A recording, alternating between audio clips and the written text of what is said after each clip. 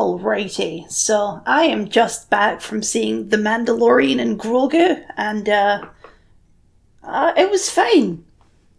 It was absolutely fine. I think that's been the general consensus online from some brief looking around, is most people saying, it's fine. Is it necessary? Not really, but, I mean, what does that even mean? It's a movie I saw, I had a fine time watching it, I came home and I didn't feel like I wasted my money. You know? Maybe we should expect higher, maybe we should demand more, but I don't know, it was fine. I think like a lot of Star Wars stuff these days, there was a faction of people who went into this movie ready to hate it and mock it, and I think this is going to be a real problem for them, because there's just not that much to mock in the movie. It's pretty well put together. All the special effects are very solid. The story is, it holds together. There's not any major plot holes or anything.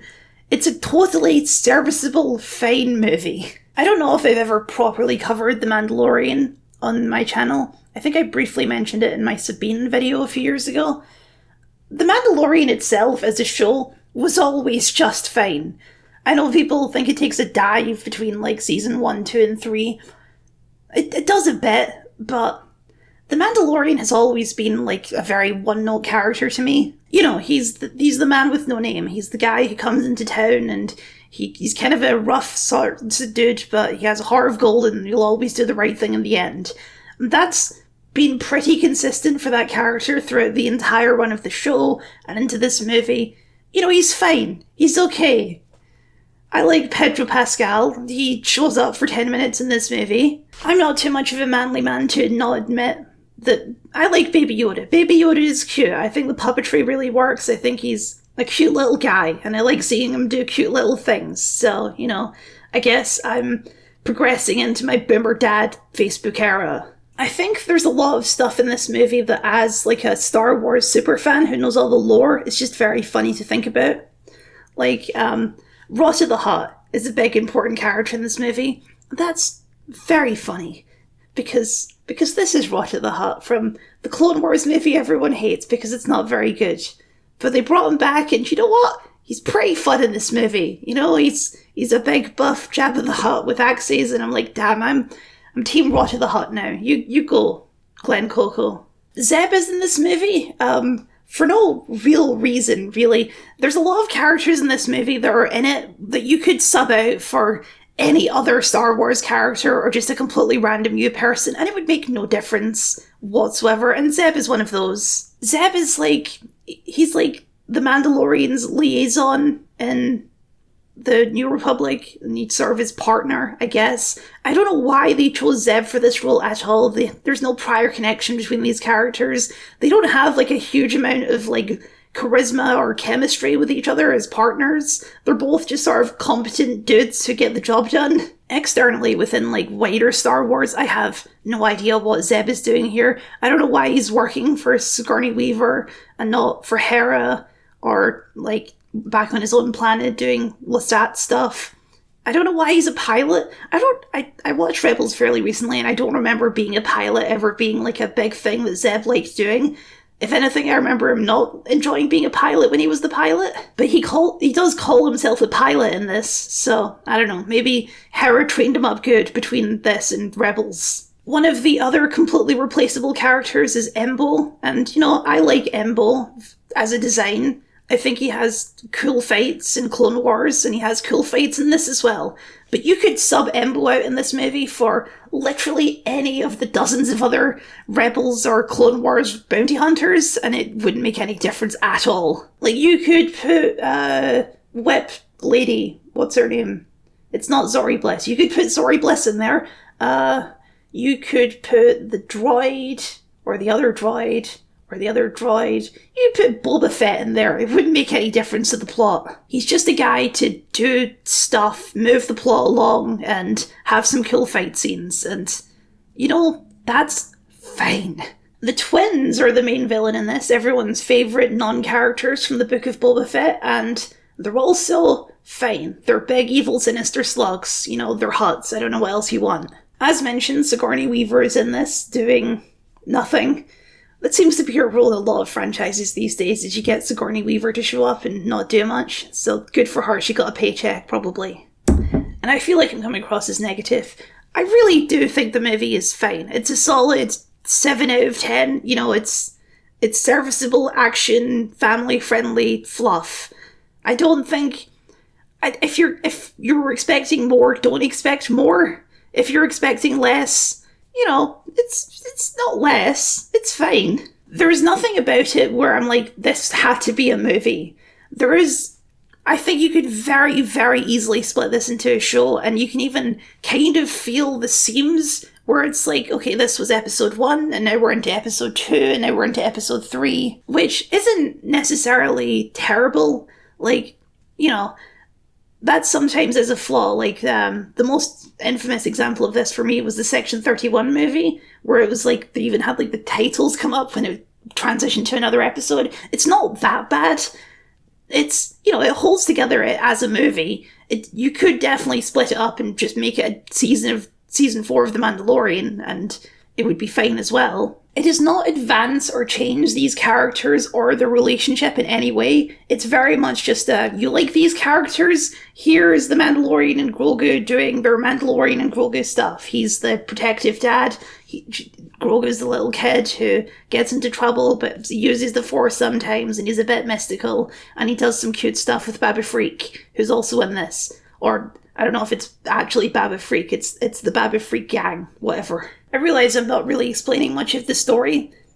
If you've seen the trailers, you've basically already figured the story out. It's really not that complex at all. Mandalorian, he has to go find a guy, and then he has to find another guy, and then he gets double-crossed, and then he gets poisoned, and then he gets healed, and then they do a big fight at the end.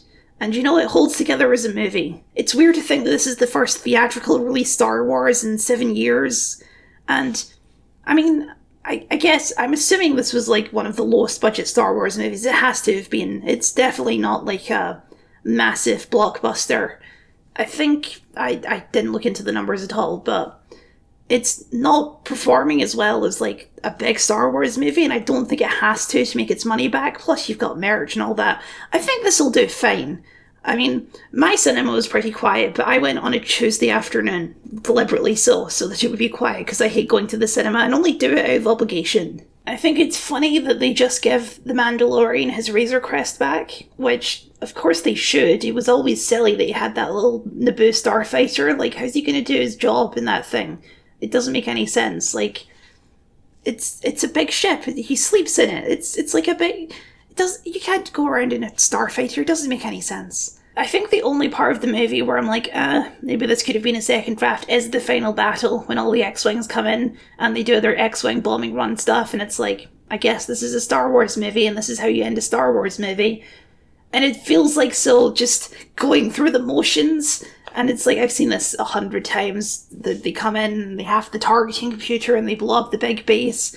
And I don't think you really needed that, because by that point, like, the main plot has basically already been resolved. Like, the twins are dead, they've saved Roger the Hutt, they're leaving, and at that point they're basically just blowing up a bunch of security droids who aren't going to get paid for this anyway because their bosses are dead. So, I don't know, it felt a bit redundant, but, you know, it's the big action spectacle to end the movie, so that's fine. I do not think this is like a red flag for Star Wars or a sign that things are falling apart or anything. This very much feels like just another project, not really a sign of things to come or anything like that. I don't know what their plans are for these characters next. They've basically changed nothing about the status quo from the end of The Mandalorian Season 3 other than he has his ship back. So that's good. So he can just show up in whatever now, I suppose. Maybe they'll do more scenes of The Mandalorian. I don't see why they wouldn't. I don't know if that's in the plans, though. Maybe he'll show up in Ahsoka Season 2, which is happening next year now, I think. Who knows? I think this movie really reinforced to me. This movie, coupled with Maul Shadow Lord, which I didn't do a video on, but was very good. Star Wars just works better in animation, and I really do believe that. Animation allows things to be more expressive, more like, just more. you're not limited by the limits of reality. You can do more crazy stuff and cool visuals and stuff like that.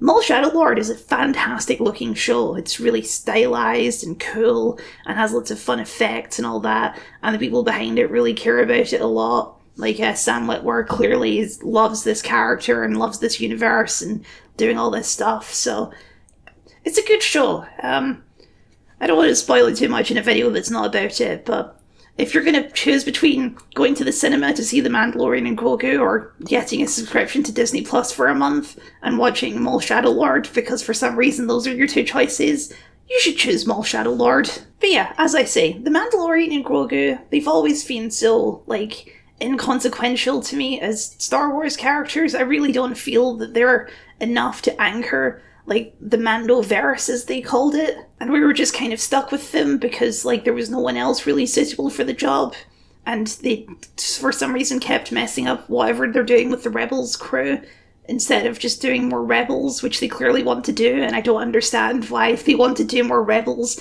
and Dave Filoni is now the boss of Star Wars, just do more Rebels, Dave Filoni, no one's gonna stop you. Just make season 5 of Rebels, and bring them all back together and do Rebel stuff. And please, for the love of God, make it a cartoon. Isn't it weird that of all the Rebels crew, it was Zeb that was the first one in a movie? That's bizarre, isn't it? Don't even get on my case about Chopper being in Rogue One. That was a cameo, okay? That's different. But yeah, The Mandalorian and Grogu is a movie. I've seen a lot of people, like, trying to hate on it, and it's very hard to hate on it when you've actually seen the movie. I think, for what it's going for, I think kids will enjoy this movie a lot. It definitely feels very family friendly, all the Grogu stuff and the Babu Freak stuff I'm sure kids will enjoy. I've seen people say it's, like, kind of, like, dumbed down. I don't think this is any dumber than original Star Wars. You know, it's dealing with the same sort of stuff. It's fine. It's hero's journey type stuff. There's nothing in this movie that's going to blow you away either positively or negatively. It hits all the beats, it does everything it needs to do, and then it sends you out the door. I feel like I'm really repeating that point, so I guess I'll just wrap up here. Let me know your thoughts. I can't wait for drama to come out of this video. For some reason, this thing I made in 15 minutes, because I felt like I needed to say something for some reason. Because it's this new Star Wars movie, you know, it's a big cultural event, technically, sort of. Anyway, thank you very much for watching, and a very special thank you to my wonderful patrons for your continued support. If you'd like to see your name up here, or just support the things that I do, then please consider signing up. It would mean a lot to me, as well as a like, comment, share, subscribe, and ring the bell. I do occasionally make unscripted videos like this, bonus videos. I haven't done one in a while. I keep meaning to do a tier list of Mass Effect companions. I've made the tier list, I just haven't made the video yet, so if I don't get that within the next week, then you can officially billy me for that if you're interested. If you want to see some more structured thoughts on Star Wars, then I did this video a few months ago about the Clone Wars and a very good arc of the Clone Wars. Or for something different, here's a video about Star Wars. Bye!